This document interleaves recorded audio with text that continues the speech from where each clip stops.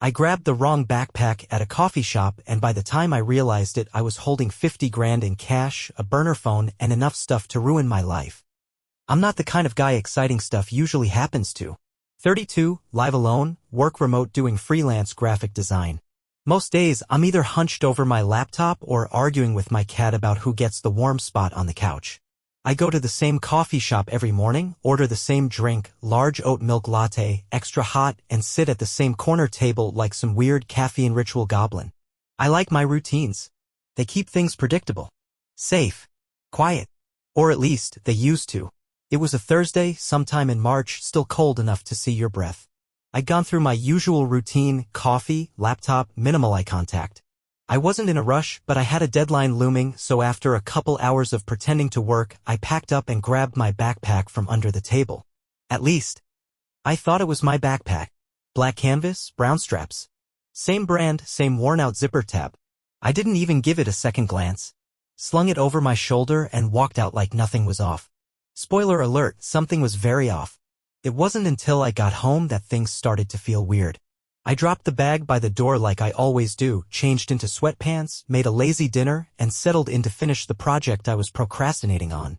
But when I went to grab my sketch pad from the backpack, it wasn't there. Neither were my headphones.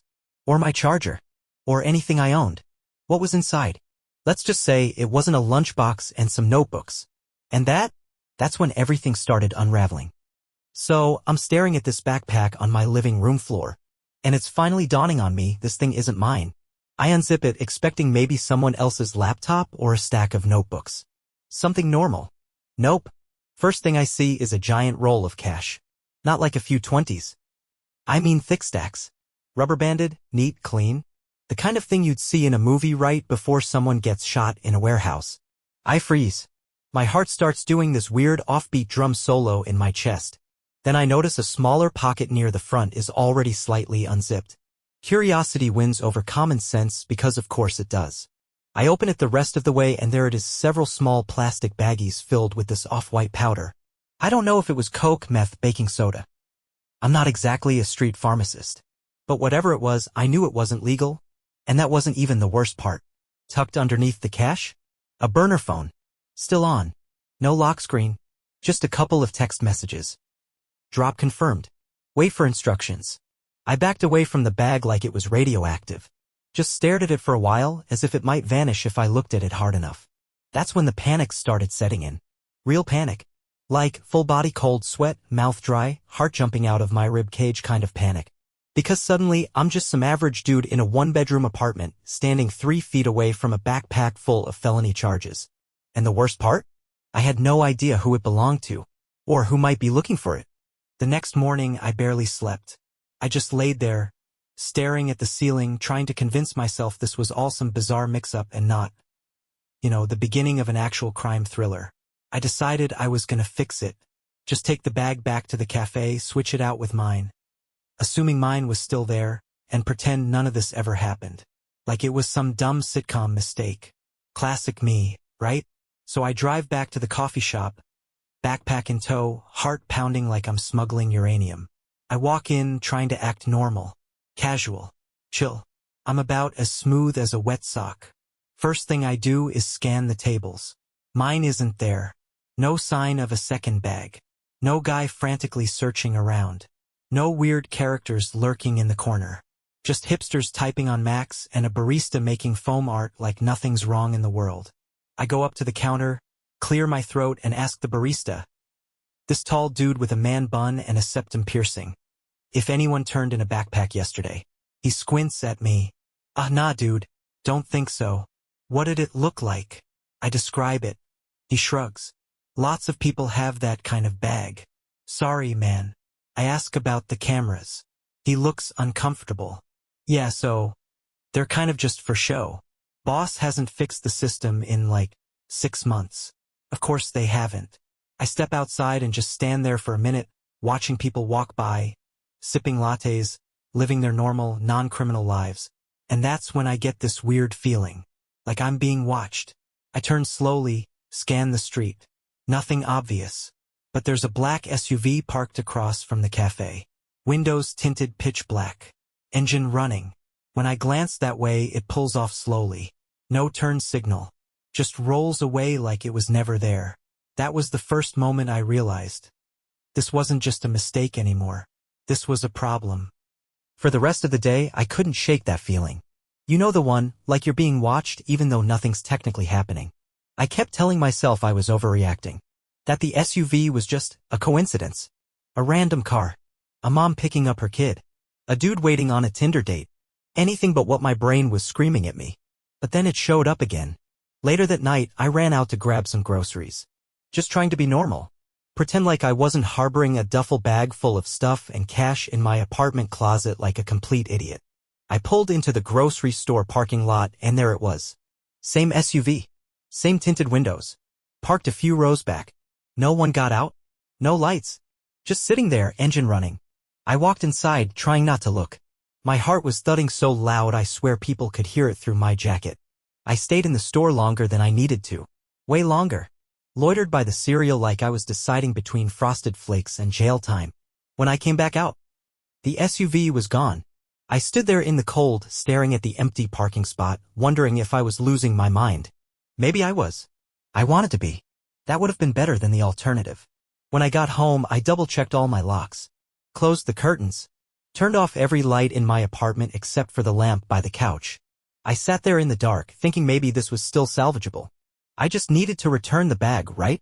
Somehow, some way. Drop it off anonymously. Leave it in a locker. Mail it to the freaking moon. I didn't care. I just needed it gone. That's when I heard something. A soft thunk at the door. Not a knock. More like a drop. I got up slowly and opened it. There was no one in the hallway. Just a single folded piece of paper on my welcome mat. Plain white. No markings. I picked it up, opened it. Inside were just 3 things. An address. A time. And 1 sentence written in blocky black ink. Come alone. No police. I must have stared at that note for a full 5 minutes. Just standing in the doorway, barefoot, paper in hand, trying to decide if I was hallucinating or just the dumbest man alive. The address? Somewhere on the edge of town. Industrial zone. Middle of nowhere.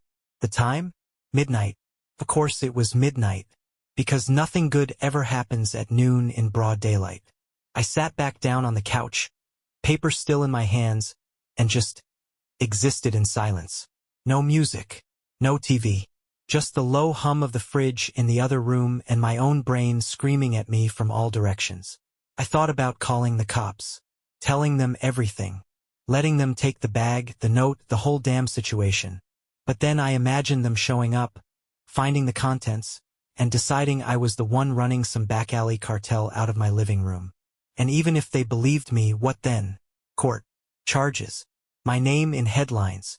Local man claims innocence after major drug bust. Yeah. No thanks. But the other option. Showing up to that address. Alone. In the dead of night. Holding a backpack full of cash and narcotics. That felt like volunteering to be buried in an unmarked grave. There was no good choice. Just less bad ones. In the end, I couldn't sit still. The bag felt radioactive. Couldn't eat. Couldn't sleep. It was like that one wrong move had ripped a hole in my carefully boring life and now the chaos was pouring in. So I packed the bag. No weapons. No phone. Just the backpack, the note, and a baseball bat I tossed in the trunk because I'm not totally an idiot. At 11:45 p.m., I started the car. And as I drove toward that dark, quiet address, all I could think was this. If I'm lucky, I come home. If I'm unlucky, well, I guess someone else will have to return my backpack. The street was empty when I pulled up.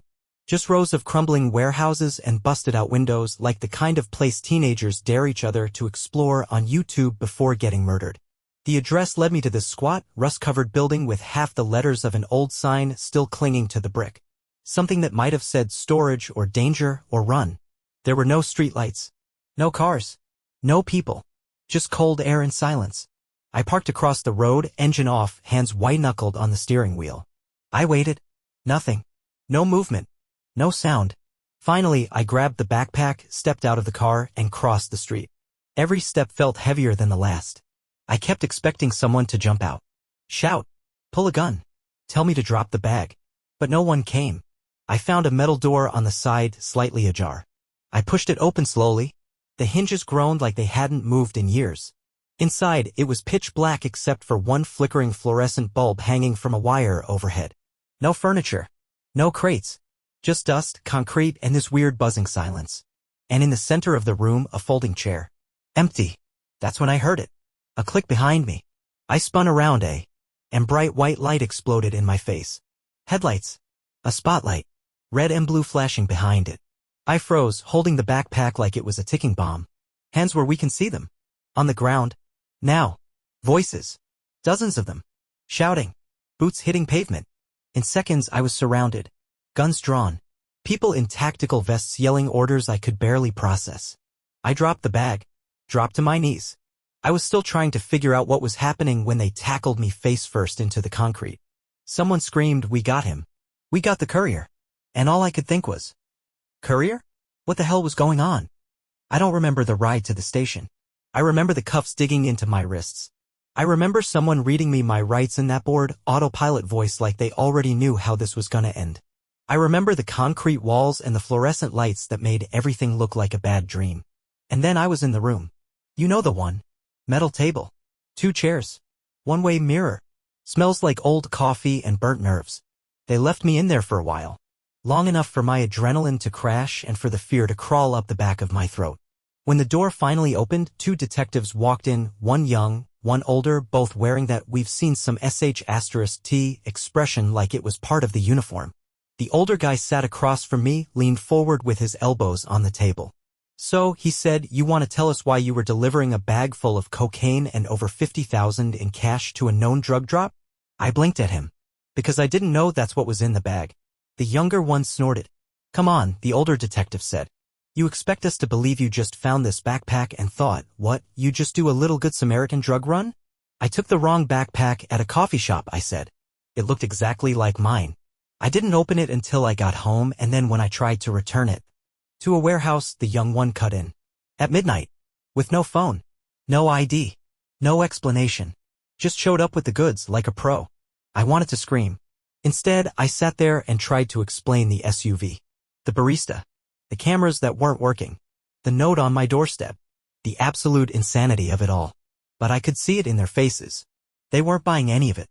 Not a single word. And honestly, if I were them, I probably wouldn't have either. I lost track of how long I was in that room. Time doesn't work the same in places like that. It stretches, warps. Every second feels like an hour, every hour like maybe you'll never leave. They kept asking the same questions over and over. Different phrasing, same trap. "Who gave you the bag? Who were you working for? What did you get paid?"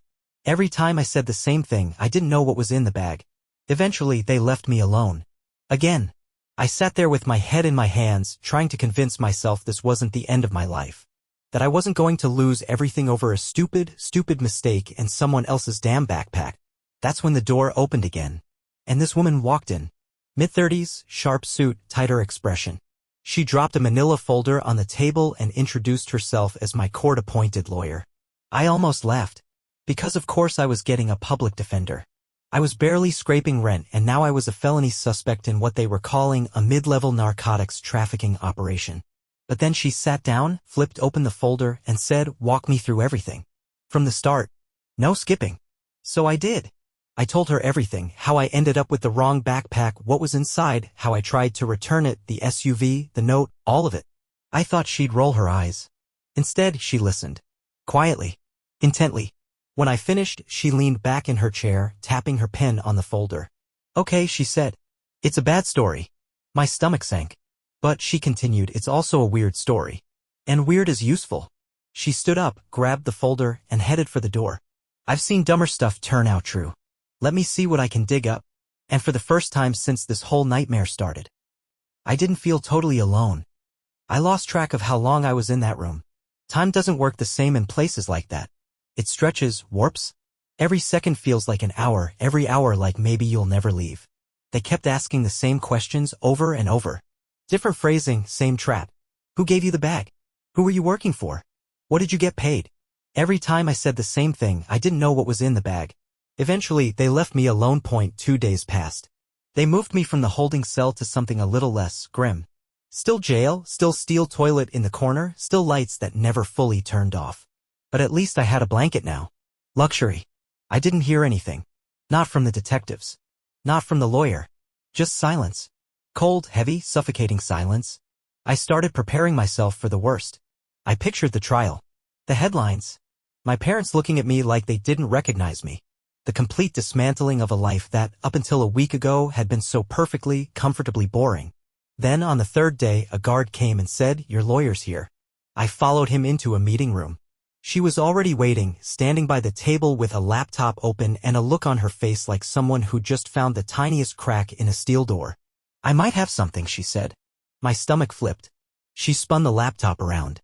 On screen was a grainy black and white video, time-stamped for the night I found the note. It was shot from someone's crappy front porch cam across the street, a few houses down from mine. The angle sucked. It was mostly trees and a flickering street lamp. But for 2 brief seconds, someone appeared. A person in a hoodie, face hidden, moving fast. They stopped at my front door, leaned down, and slipped something under the mat. Then they were gone. My lawyer paused the footage. "There. That's your note. That's someone else putting it there." I just stared at it. I wanted to cry. Or laugh. Or scream. It wasn't much. The person wasn't identifiable. The footage was crap. But it was something. Something that didn't come from me. "We can use this," she said. "It won't blow the case wide open, but it casts doubt. And right now, doubt is your best friend." I nodded, barely breathing. It wasn't over. Not by a long shot. But for the first time since this nightmare began, I felt something I hadn't felt in days. Hope. Again.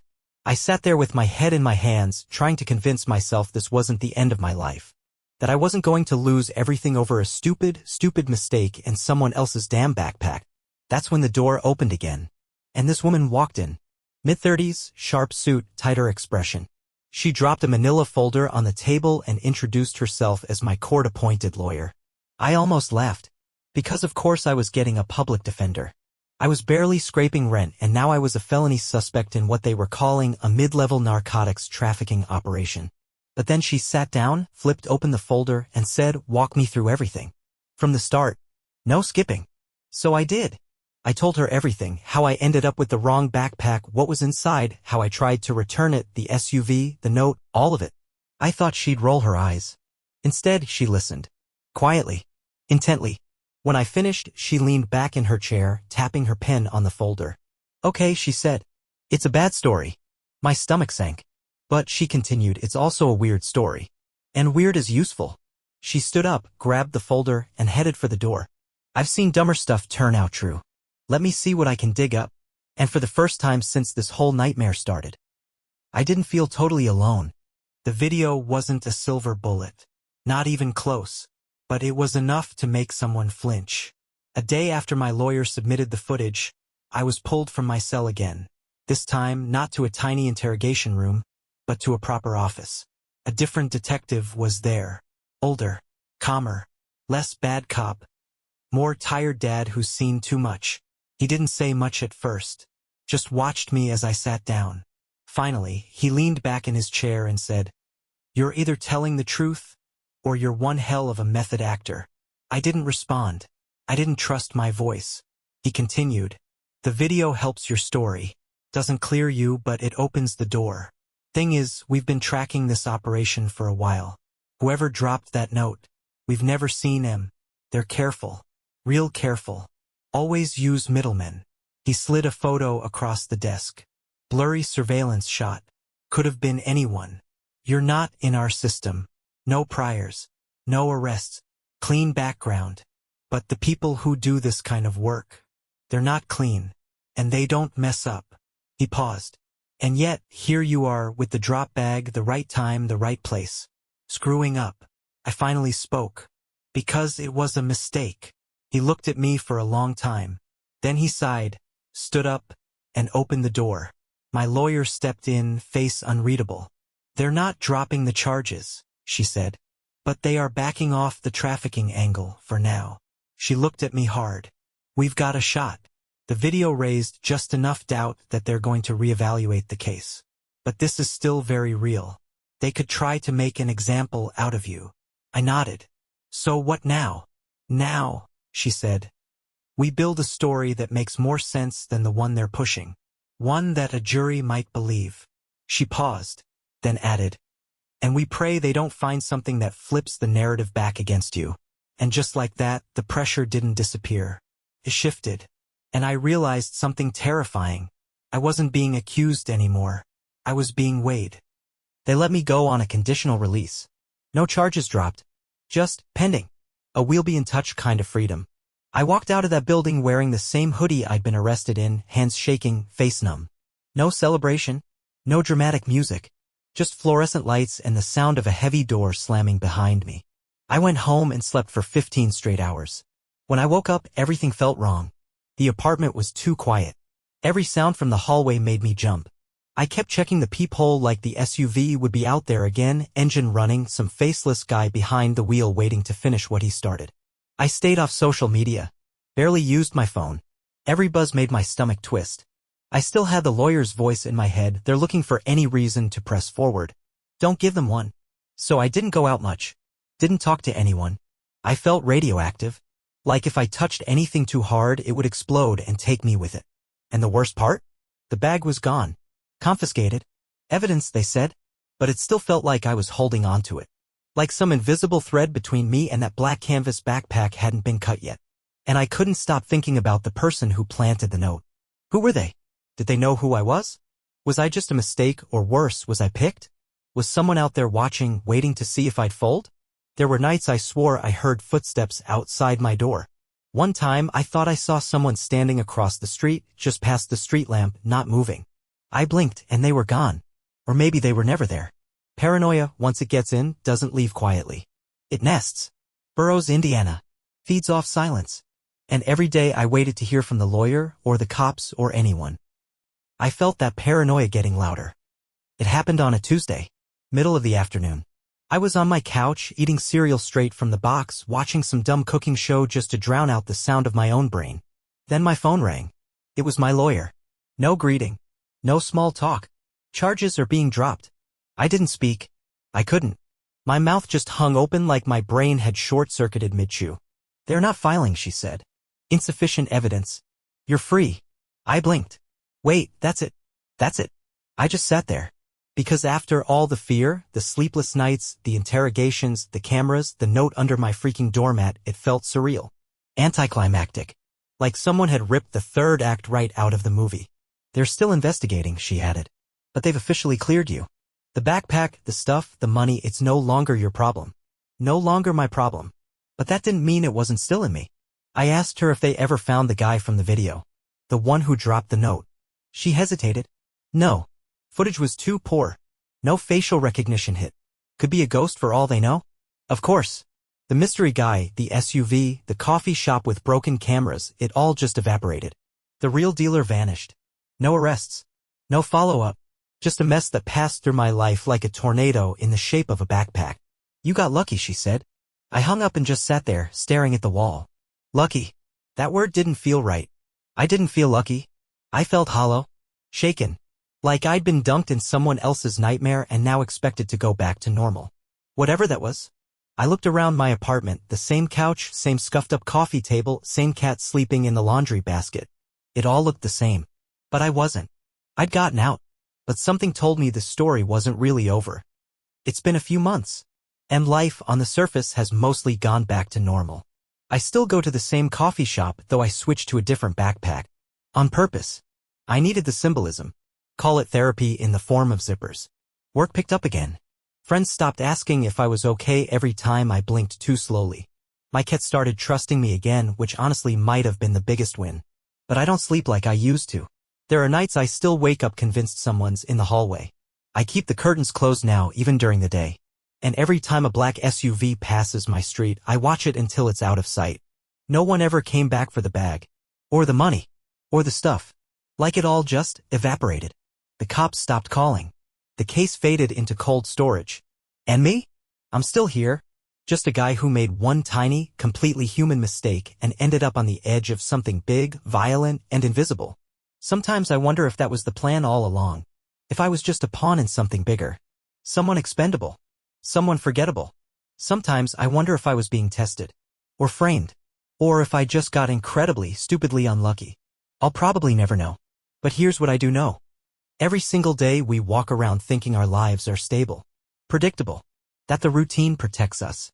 But it doesn't take much. One bag, one note, one bad coincidence, and everything you know about your life can shift sideways. So now I double-check my stuff. I trust my gut. And I never ever assume a stranger's mistake can't become my nightmare. I'm not looking for closure anymore.